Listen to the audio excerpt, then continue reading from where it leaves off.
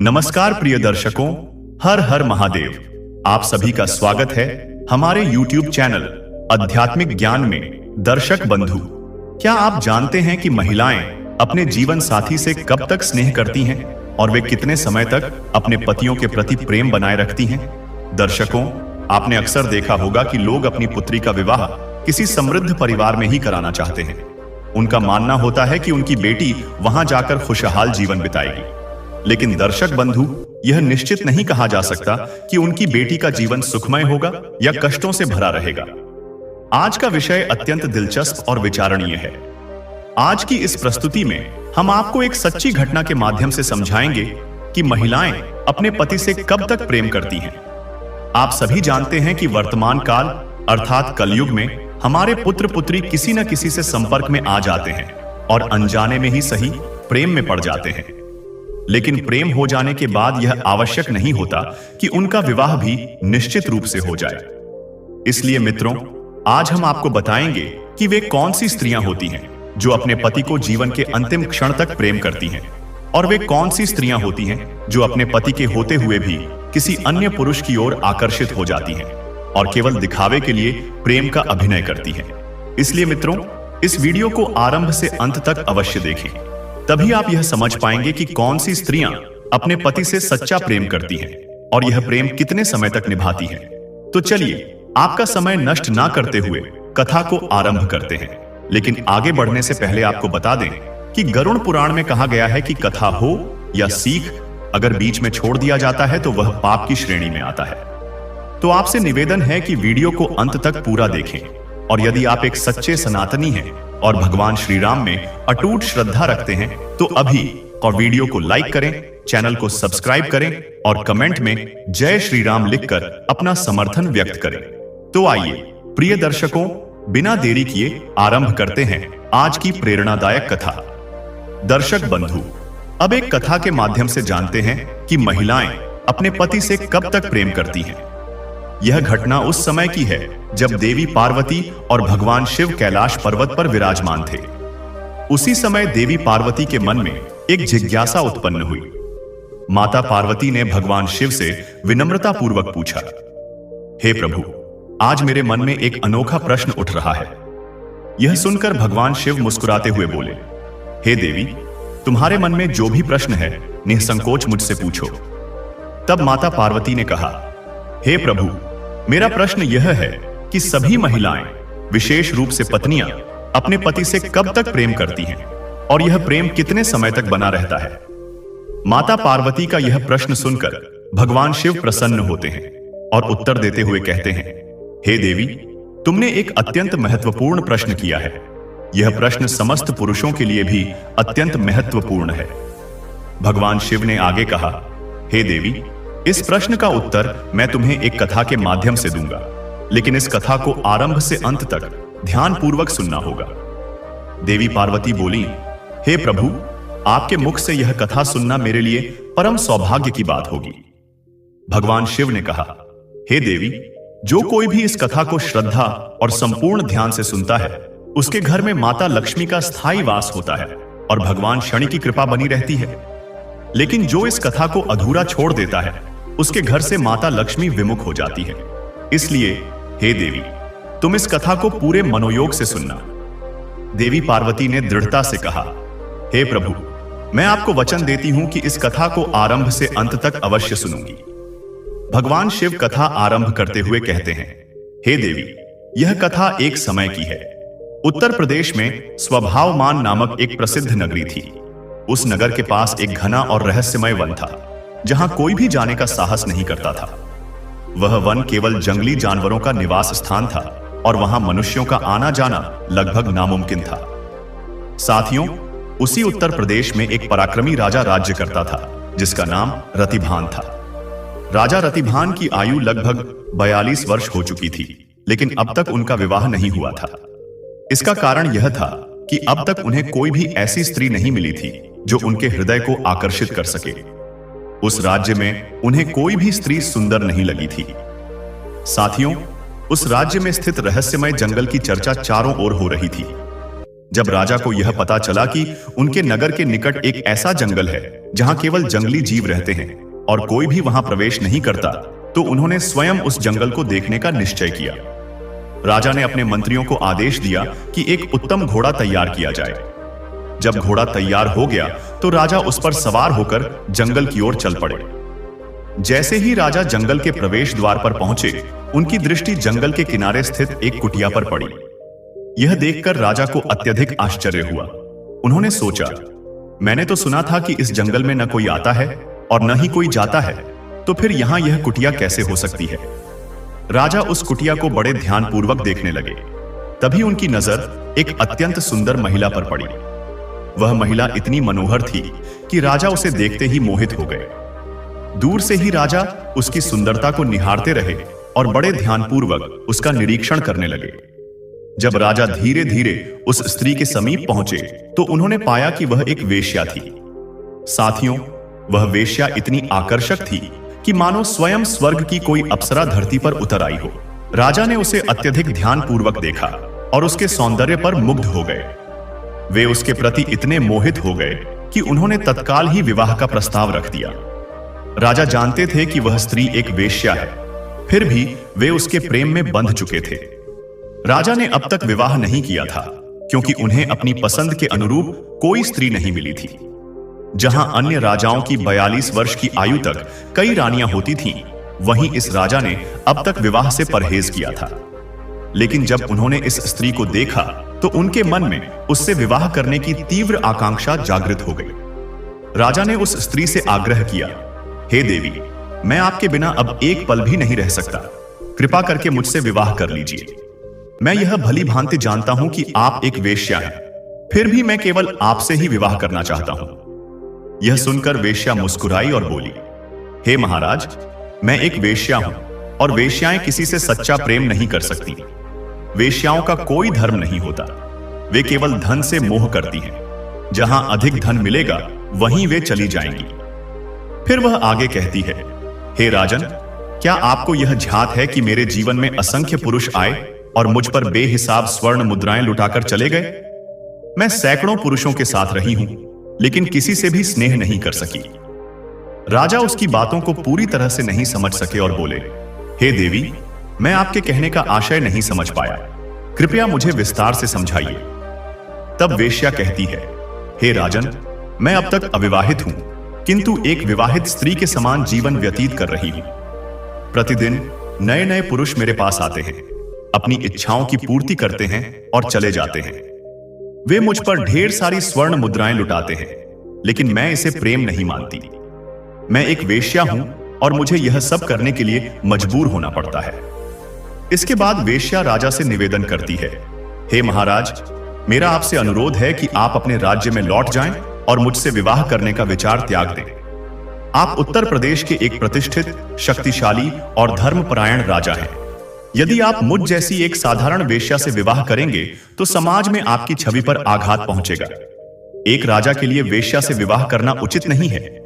फिर वह आगे कहती है, हे राजन, न जाने कितनी सुंदर राजकुमारियां आपको मुझसे भी अधिक आकर्षक मिल जाएंगी। आप किसी राजकुमारी से विवाह कर सुखमय जीवन जी सकते हैं, किंतु यदि आप मुझसे ही विवाह करना चाहते हैं तो पहले मेरे शरीर का भरपूर आनंद लेकर अपने राज्य लौट जाइए।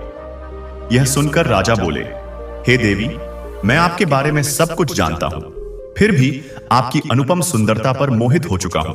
मैं किसी भी परिस्थिति में आपसे विवाह करना चाहता हूं। राजा उस वेश्या के सौंदर्य में पूरी तरह से खो चुके थे।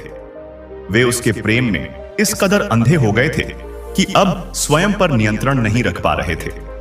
राजा की इस हठ को देखकर वेश्या बोली, हे राजन, यदि आप सचमुच मुझसे विवाह करना चाहते हैं तो मैं विवाह के लिए तैयार हूं। मैं आपकी रानी बनूंगी, परंतु मेरी कुछ शर्तें हैं। यदि आप मेरी शर्तों को स्वीकार कर लेते हैं तभी मैं आपकी रानी बनूंगी। राजा उत्सुकता से बोले, हे देवी, आप अपनी शर्तें बताएं, मैं उन्हें अवश्य मानूंगा। तब वेश्या ने राजा के सामने 2 शर्तें रखी। वह बोली, हे महाराज, मेरी पहली शर्त यह है कि मेरे वृद्ध माता पिता हैं। आपको उन्हें अपने राजमहल में ले जाना होगा और उनकी अच्छी तरह देखभाल करनी होगी। यदि कभी भी मेरे माता पिता को कोई कष्ट हुआ तो मैं महल छोड़कर चली जाऊंगी। मेरी दूसरी शर्त यह है कि राजमहल में रहते हुए मैं जो भी करूंगी उसमें आप कोई हस्तक्षेप नहीं करेंगे। जिस दिन आपने मुझ पर कोई रोक लगाने की कोशिश की उसी दिन मैं महल छोड़कर चली जाऊंगी। राजा तो पहले ही उसके प्रेम में पागल हो चुके थे। उन्होंने बिना कुछ सोचे समझे उसकी दोनों शर्तों को स्वीकार कर लिया और कहा, हे देवी, आप जैसा कहेंगी वैसा ही होगा।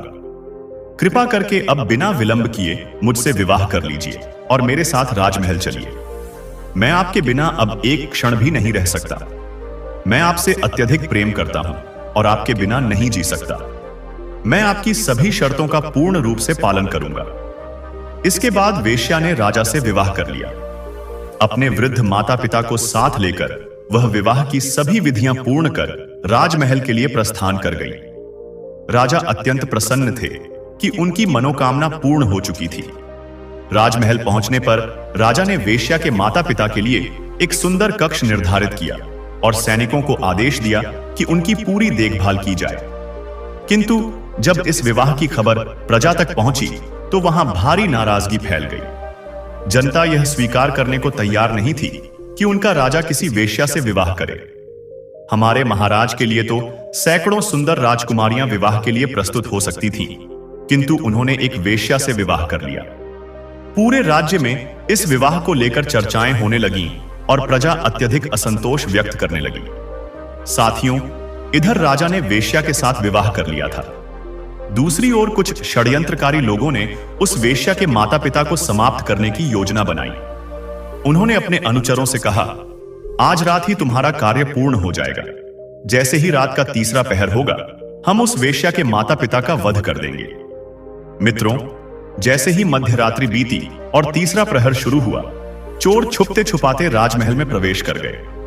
वे सीधे उस वेश्या के माता पिता के कक्ष में पहुंचे और उन्हें मारने का प्रयास करने लगे। लेकिन तभी वृद्ध माता पिता ने जोर जोर से चोर चोर चिल्लाना शुरू कर दिया। चोरों ने बिना देरी किए दोनों की हत्या कर दी और वहां से भाग निकले। जब वेश्या ने अपने माता पिता की चीखें सुनी तो वह घबराकर राजा से बोली, हे राजन, ऐसा प्रतीत होता है कि मेरे माता पिता पर कोई संकट आ पड़ा है। राजा रतिभान और वेश्या तेजी से उनके कक्ष की ओर दौड़े, जहां उन्होंने देखा कि उनके माता पिता मृत पड़े हुए हैं और हत्यारे वहां से फरार हो चुके हैं। मित्रों, राजा ने कुछ चोरों को महल से भागते हुए देखा और तुरंत उनका पीछा किया। वह महल के भीतर ही उनके पीछे दौड़ते रहे, परंतु चोर महल से बाहर निकलकर जंगल की ओर भाग गए। निराश होकर राजा वापस महल में लौट आए और उसी कक्ष में खड़े हो गए। जब वेश्या ने राजा को वहां देखा तो वह बोली, हे महाराज, अब मैं क्या करूं? राजा ने दुखी मन से कहा, हे देवी, मैं अपने वचनों पर खरा नहीं उतर सका। मैंने आपको जो वचन दिया था और जो 2 शर्तें स्वीकार की थी उन्हें पूरा नहीं कर पाया। मैं आपकी शर्तों का पालन करने में असमर्थ रहा। अब आप जो उचित समझें वही कीजिए। यह सुनकर वेश्या बोली, हे महाराज, मेरी शर्तों के अनुसार अब मुझे इस राजमहल को छोड़ना होगा। साथियों, फिर वह वेश्या राजमहल को छोड़कर अपनी कुटिया की ओर चल दी। राजा उसे जाते हुए देख रहे थे, लेकिन अपनी शर्तों के अनुसार वे उसे रोक नहीं सकते थे। राजा की आंखों में आंसू आ गए, परंतु वे विवश थे। राजा की पत्नी अर्थात वह वेश्या महल छोड़कर चली गई और राजा अत्यंत दुखी हो गए। अगले दिन राजा ने दरबार लगाया, लेकिन वे पूरी तरह से मायूस थे। सभा समाप्त होने के बाद राजा वहां से चले गए और यह सोचने लगे कि अब उनके जीवन में केवल अंधकार ही बचा है। वे स्वयं से प्रश्न करने लगे, अब मैं उसके बिना कैसे रहूंगा? दुखी मन से राजा कहते, मेरी सबसे कीमती चीज, मेरा जीवन मुझे छोड़कर चली गई है। अब मैं उसके बिना कैसे जीवित रह सकता हूं? राजा उस वेश्या के प्रेम में इतने अंधे हो चुके थे कि उन्होंने खाना पीना तक छोड़ दिया। वे रात भर अपने बिस्तर पर पड़े पड़े उसी के बारे में सोचते रहते और उन्हें नींद नहीं आती थी। धीरे धीरे कई दिन इसी तरह व्यतीत हो गए। अब तो राजा पूरे दिन अपने कक्ष में पड़े रहते और मन ही मन सोचते, मेरा सुख चैन सब मुझसे छिन गया है, अब मेरे पास कुछ भी नहीं बचा।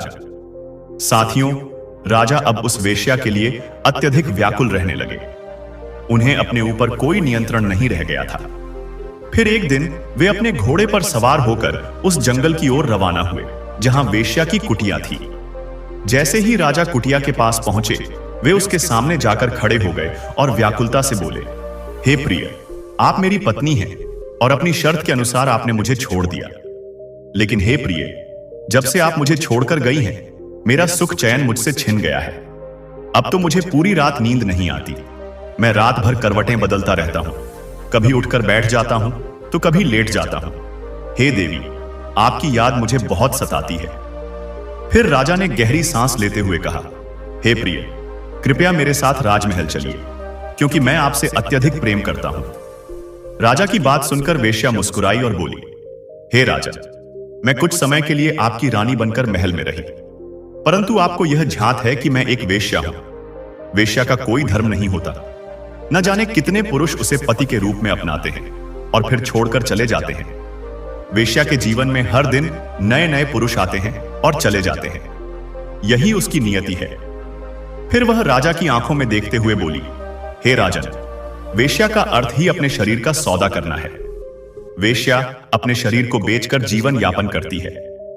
वह आगे कहती है, हे राजन, तुम्हारे जैसे न जाने कितने पुरुष अपनी वासनाओं के वशीभूत होकर मेरे पास आते हैं। वे मेरे शरीर का पूरा आनंद लेते हैं और फिर मुझे स्वर्ण मुद्राएं देकर चले जाते हैं। मैंने आपकी शर्तों के अनुसार आपकी रानी बनकर कुछ समय बिताया, लेकिन आप मेरी शर्तों का पालन नहीं कर सके, इसलिए मैंने राजमहल को छोड़ दिया। अब हे महाराज, आप हठ मत कीजिए, कृपया अपने महल वापस लौट जाइए, क्योंकि मैं अब आपके साथ नहीं जा सकती। वेश्या की यह बात सुनकर राजा कहने लगे, हे देवी, मैं आपके बिना नहीं रह सकता। फिर वेश्या राजा को उत्तर देती है, हे महाराज, आप हमारे प्रेम में इतने अधिक सम्मोहित हो चुके हैं कि यह किसी भी राजा को शोभा नहीं देता। आप एक महान शासक हैं, लेकिन यह सब आपकी गरिमा के अनुकूल नहीं है। हे राजन, मैं आपको कुछ महत्वपूर्ण ज्ञान देने जा रही हूं। मेरी पहली बात यह है कि जो प्रेम आप कर रहे हैं वह एक राजा के लिए उपयुक्त नहीं है। एक राजा का किसी वेश्या से प्रेम करना और उसे अपनी पत्नी बनाना उसके आदर्शों के खिलाफ है। वेश्या का कोई धर्म नहीं होता। वह न जाने कितने पुरुषों की वासनाओं का शिकार बनती है और इस प्रकार का जीवन जीती है। वह आगे कहती है, हे महाराज, कृपया हमें इस प्रेम के भ्रम में मत बांधिए। हमें सही तरीके से समझने का प्रयास कीजिए, क्योंकि वेश्याओं का कोई धर्म नहीं होता। हम अपने शरीर के कारण किसी न किसी पुरुष के शिकार बनते हैं। फिर वह कहती है, महाराज, मेरी दूसरी बात यह है कि मैं एक वेश्या हूं और मेरा कोई धर्म नहीं है, लेकिन समाज की स्त्रियों का एक धर्म और परंपरा होती है। समाज की स्त्रियां अपने पति के साथ रहती हैं और उनका पालन पोषण करती हैं। वे अपने पति को परमेश्वर के समान मानती हैं, चाहे उनका पति कितना भी कमजोर क्यों ना हो। यह बात वेश्याओं पर लागू नहीं होती, क्योंकि हम वेश्याएं अपना जीवन अलग प्रकार से जीती हैं।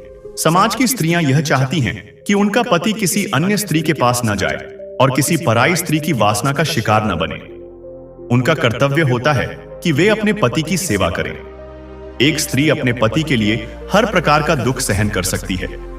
समाज की स्त्रियां यह भी चाहती हैं कि उनका पति सिर्फ उनके पास रहे, क्योंकि वे जानती हैं कि वे ही अपने पति को खुश रख सकती हैं।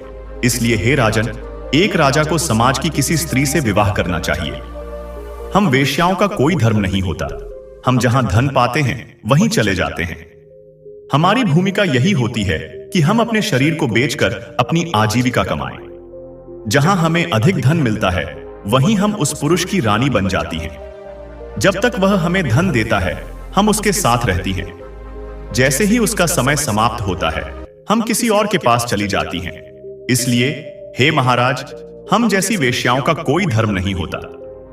समाज के स्त्री पुरुषों का धर्म यह है कि वे अपने परिवार का कभी त्याग न करें, खासकर तब जब उनके पास धन की कमी हो। स्त्रियां अपने पति और बच्चों को छोड़कर किसी अमीर पुरुष के पास नहीं जाती, क्योंकि यही उनका कर्तव्य होता है। चाहे पति निर्धन ही क्यों ना हो, पत्नी को हमेशा अपने धर्म का पालन करना चाहिए। उसे अपने पति के साथ रहना चाहिए और उसका सहयोग करना चाहिए। यह उचित नहीं है कि जब पति के पास धन की कमी हो तब पत्नी उससे झगड़ा करे या उसे ताने दे। यदि पत्नी अपने निर्धन पति से लड़ाई झगड़ा करती है तो उनके घर में कभी भी मां लक्ष्मी का वास नहीं होगा। उनका घर और भी अधिक निर्धनता में डूब जाएगा। यदि मां लक्ष्मी उनके घर में प्रवेश करती भी हैं, तो वे एक दरवाजे से आकर दूसरे दरवाजे से चली जाएंगी। पत्नी को चाहिए कि वह चाहे जितने भी कष्ट सहने पड़े, अपने पति से प्रेम बनाए रखे। उसे अपने पति को यह विश्वास दिलाने के लिए कहना चाहिए, स्वामी, मैं आपके साथ हूं, आप चिंतित न हो, भगवान की कृपा से सब कुछ ठीक हो जाएगा। पति और पत्नी को एक दूसरे के प्रति स्नेहशील और समर्पित रहना चाहिए। उनके बीच हमेशा प्रेम और आकर्षण बना रहना चाहिए। कभी भी किसी पत्नी को अपने पति का साथ नहीं छोड़ना चाहिए और पति को भी अपनी पत्नी का परित्याग नहीं करना चाहिए। हे राजन, वर्तमान समय में पति और पत्नी के बीच छोटी छोटी बातों पर विवाद होते रहते हैं, लेकिन उनका स्नेह बना रहता है। यदि उनके झगड़ों की बातें पड़ोसियों तक पहुंच जाती हैं, तो यह इस बात का संकेत होता है कि दोनों अब साथ नहीं रह सकते। जब पति पत्नी के बीच का प्रेम समाप्त हो जाता है, तो यह स्थिति अत्यधिक गंभीर हो जाती है। समाज की स्त्रियों का यह धर्म होता है कि वे अपने पति के साथ तालमेल बनाकर रहें और उनके निर्देशों का पालन करें। राजा को एक वेश्या के साथ संबंध स्थापित करते समय बहुत ही सावधानी और संतुलन बनाए रखना चाहिए, क्योंकि एक राजा का सामाजिक और नैतिक दायित्व अत्यधिक महत्वपूर्ण होता है। यदि हम शास्त्रों और नैतिक दृष्टिकोण से देखें, तो एक राजा को अनुशासन और धार्मिक नियमों का पालन करना चाहिए, ताकि समाज में उसकी छवि आदर्श बनी रहे। राजा को अपने व्यक्तिगत जीवन में संयम रखते हुए अपने कर्तव्यों और उत्तरदायित्वों को प्राथमिकता देनी चाहिए। किसी वेश्या के साथ संबंध केवल शारीरिक सुख के लिए नहीं होना चाहिए। राजा को अपने राज्य और प्रजा के प्रति भी उत्तरदायी रहना चाहिए। संबंधों में पारदर्शिता और स्पष्टता अत्यंत आवश्यक है। राजा को किसी भी प्रकार के छल, कपट या छुपे हुए उद्देश्यों से बचना चाहिए। उसे अपने शाही दायित्वों और कर्तव्यों से कभी भी विचलित नहीं होना चाहिए। राजा को यह सुनिश्चित करना चाहिए कि वह प्रत्येक स्त्री, चाहे वह वेश्या हो या साधारण नागरिक, का सम्मान करे। उसके आचरण से समाज में कोई गलत संदेश नहीं जाना चाहिए। धर्म और सामाजिक आदर्शों का पालन करते हुए राजा को अपनी स्थिति का आदर बनाए रखना चाहिए। उसे यह सुनिश्चित करना चाहिए कि उसका आचरण प्रजा के लिए आदर्श बन सके और समाज में किसी प्रकार की अराजकता उत्पन्न न हो। राजा को यह भी समझना चाहिए कि वेश्याओं का कोई स्थायी धर्म नहीं होता, क्योंकि वे अपने जीवन यापन के लिए अपने शरीर का व्यापार करती हैं। ऐसी स्थिति में राजा को यह ध्यान रखना चाहिए कि वह उन्हें किसी भी पापपूर्ण कार्य में न उलझाए और सही दिशा में उनके जीवन को मार्गदर्शित करे। इसके साथ ही यदि किसी परिस्थिति में पति पत्नी से कोई अनुचित कार्य करने के लिए कहे, तो पत्नी को उस स्थिति में पति की बात मानने की आवश्यकता नहीं है। फिर भगवान शिव देवी पार्वती से कहते हैं, हे देवी, मुझे विश्वास है कि इस कथा के माध्यम से आपको आपके प्रश्न का समाधान मिल गया होगा। देवी पार्वती उत्तर में कहती हैं, हे प्रभु, मुझे अब मेरे प्रश्न का उत्तर मिल चुका है। तो दर्शक बंधु, इस कहानी के विषय में आपके क्या विचार हैं? कृपया अपनी राय कमेंट बॉक्स में प्रस्तुत करें। तो दर्शक बंधु, आशा करते हैं आपको यह कथा अवश्य ही पसंद आई होगी। अगर आपको यह कथा पसंद आई है तो इस वीडियो को लाइक करिए, और अगर आप सभी लोग हमारे चैनल पर नए हैं तो हमारे चैनल आध्यात्मिक ज्ञान को अवश्य सब्सक्राइब करें। साथ ही इस वीडियो को ज्यादा से ज्यादा लोगों में शेयर करें, ताकि उन्हें भी इस विषय में पता चल सके। और इस वीडियो के कमेंट सेक्शन में जय श्री कृष्णा अवश्य लिखें। बाकी मित्रों, इस वीडियो को यहां तक देखने के लिए आप सभी लोगों का दिल से धन्यवाद। जय श्री राम।